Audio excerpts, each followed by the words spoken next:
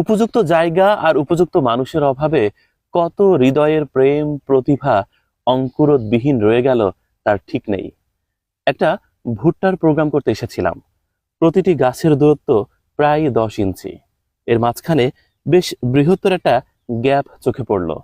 সাথে সাথেই দেখলাম একটি বীজ অঙ্কুরোদ হয়নি।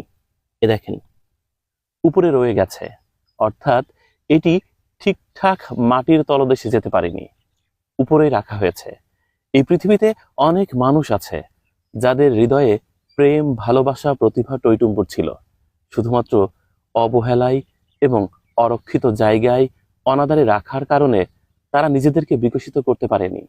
এই একটি বীজ দেখে মনে হলো এটি যেন কত হৃদয়ের গল্প আর না বলা আর্তনাদ।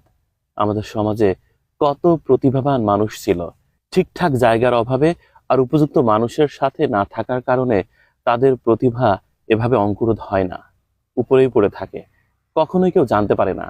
এই বীজের আর্তনাদ সত্যিকার অর্থেই হাজারো মানুষের হৃদয়ের আর্তনাদ। কত মানুষের সুন্দর হৃদয় ছিল, যে হৃদয়ে প্রেম প্রস্ফুটিত হতে পারত। ভালোবাসাহীনতায় কে বাঁচিতে চায় হে। দেখুন, একটি বীজ সত্যিকার অর্থেই হাজারো হৃদয়ের আর্তনাদের কথা বলছে। খুব অবাক হলাম। এই বীজটিও অঙ্কুরোদ হতে পারত, এই বীজটিও সার্থক একটি গাছে রূপায়িত হতে পারত। ঠিক তার পাশে এরকমই বীজ পড়েছিল। তারা ঠিকঠাক মাটি পাওয়ার কারণে তাদের উপরে এখন শিশির জল করছে।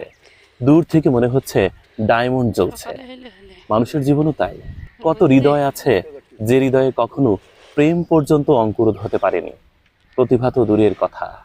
সত্যি, হৃদয় হচ্ছে একটা বীজ, আর সেই বীজ যদি অঙ্কুরোদ না হয় তাহলে কখনোই আপনি পরিপূর্ণ মানুষ হতে পারবেন না।